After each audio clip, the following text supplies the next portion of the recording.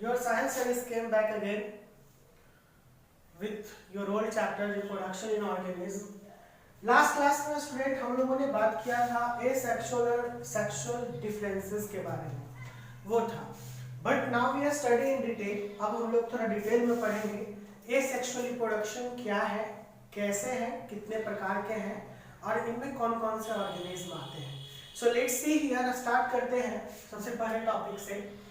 देखिए ये video part 2 है हम लोग का, पार्ट 1 इसका आ चुका है। जो स्टूडेंट पार्ट 1 नहीं देखे हो वो फिर से एक बार देख ले, तब ये टॉपिक और अच्छे से समझ में आएगा उन लोगों को। सो इन एसेक्सुअल रिप्रोडक्शन हम लोग बहुत पहले से जानते हैं कि बायोलॉजी में ए का मतलब होता है वन, ठीक है। अगर जो नहीं जानते हैं वो जान जाइए, रिप्रोडक्शन के बारे में हम लोग बात कर चुके हैं। और जितने भी जीव होते हैं उनमें एक बहुत बड़ा खासियत होता है रिप्रोडक्शन का। तो अभी कुछ ऐसे जीव, खास करके ये सिंपलर ऑर्गेनिज्म जो होते हैं, सिंपल ऑर्गेनाइजेशन के, वो ऑर्गेनिज्म इस प्रकार के रिप्रोडक्शन को फॉलो करते हैं। देखना है अभी हम लोग की क्लास में अभी ये चीज।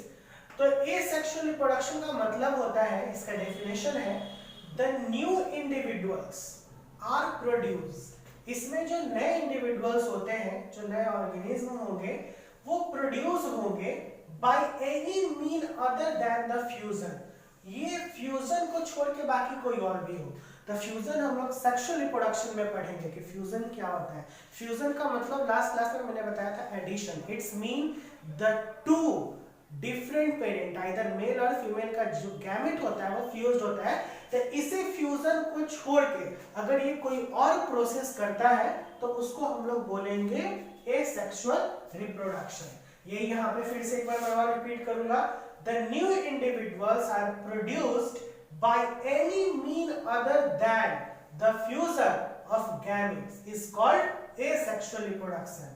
कोई भी नया इंडिविजुअल अगर प्रोड्यूस होता है किस मीन को छोड़ के, फ्यूजन के मीन को छोड़ के, फ्यूजन जैसे अदर देन फ्यूजन, तो ये फ्यूजन करने वाला मेल फीमेल गैमेट मिलेगा ही नहीं, तो फिर ये कैसे बनेगा, वो तो सेक्सुअल हो जाएगा। इसीलिए अगर इसके अलावा कोई ऑर्गेनिज्म सेक्सुअल रिप्रोडक्शन करता है, इस टाइप से अपने न्यूअन्स को प्रोड्यूस करता है, तो उस टाइप के रिप्रोडक्शन को हम लोग बोलेंगे एसेक्सुअल रिप्रोडक्शन। यहाँ पे बात है, कुछ बेसिक कैरेक्टरिस्टिक होते हैं इसके, लेकिन उससे पहले मैं एक दो बात और बताना चाहूंगा आप लोग को कि एसेक्सुअल रिप्रोडक्शन को एपोमिक्सिस भी बोलते हैं। और इस टर्म को, एपोमिक्सिस टर्म को सजेस्ट किया गया था विंकर के द्वारा। किनके द्वारा? विंकर के द्वारा। इस एपोमिक्सिस टर्म को सजेस्ट किया गया था विंकर के द्वारा।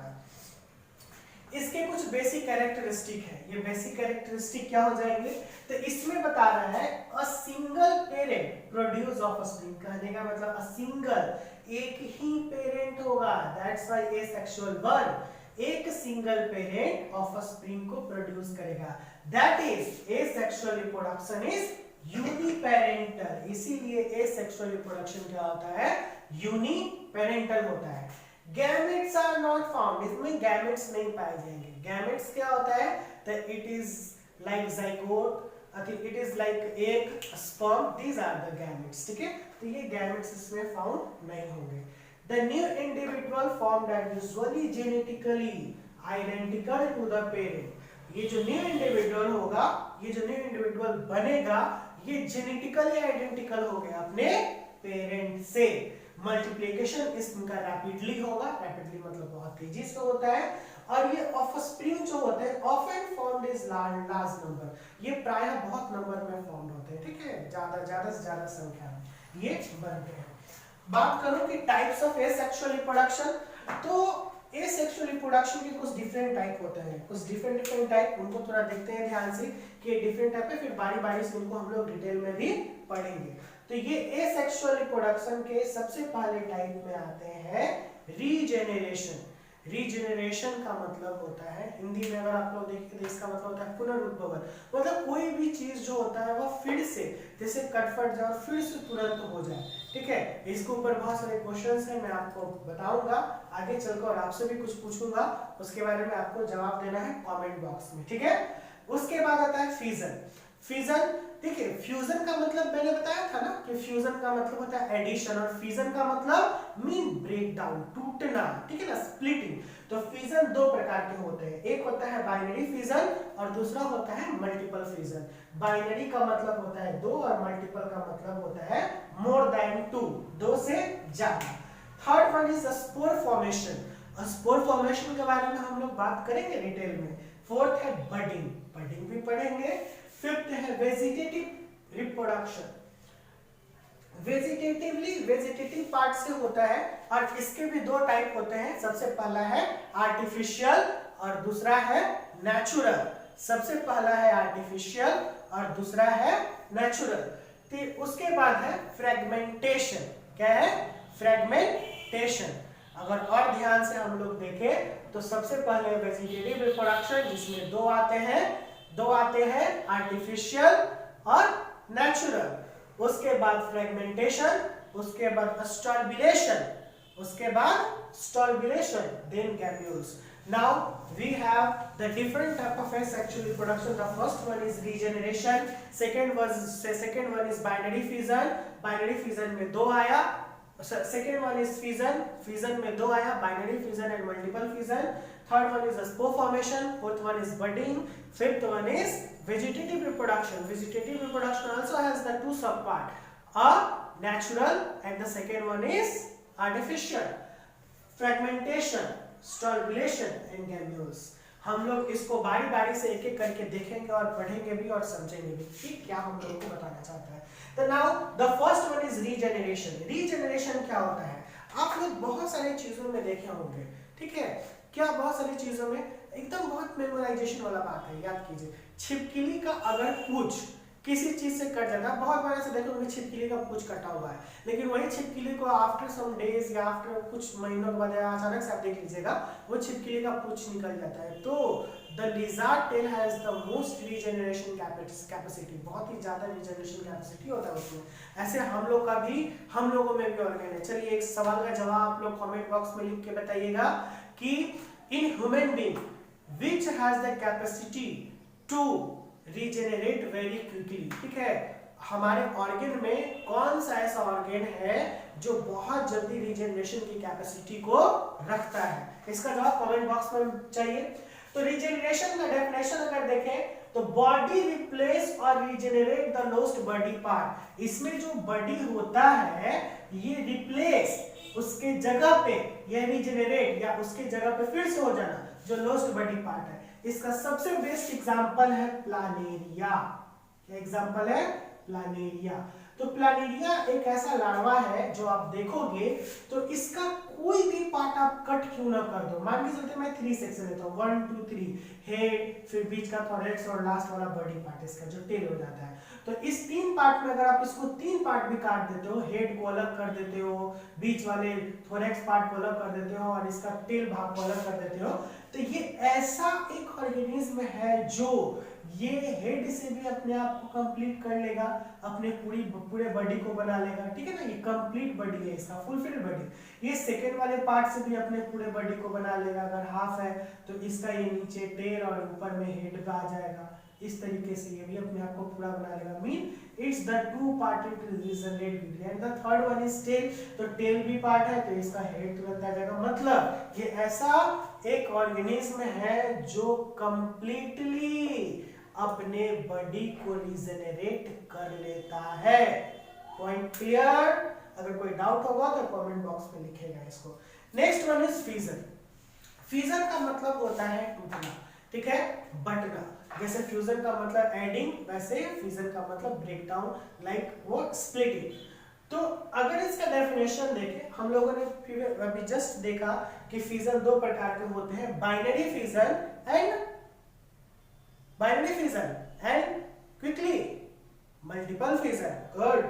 चलिए, तो बाइनरी फ्यूजन में उससे पहले फ्यूजन देखते हैं। ये डिवीजन है। देखिए मैंने बोला था स्प्लिटिंग यानी बटना।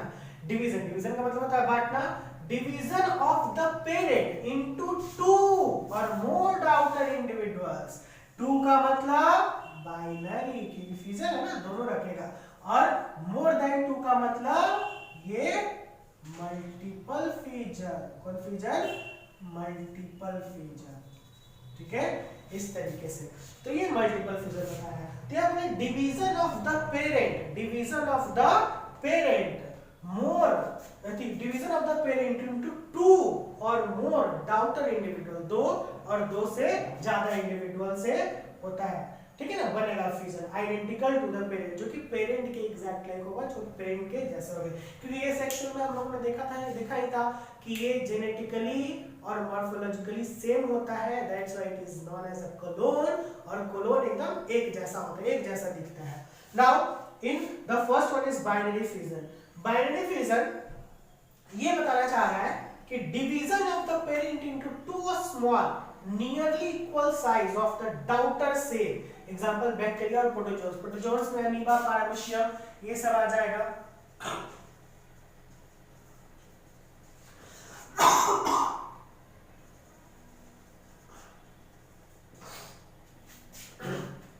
Division of the parent into two small nearly equal size the daughter cell, daughter cell के equal size होगा बैक्टीरिया, प्रोटोजोन्स etc। अगर मैं बात करूं इसके फिगर के बारे में, सॉरी थोड़ा वेट ठीक नहीं था 2-3 दिन से।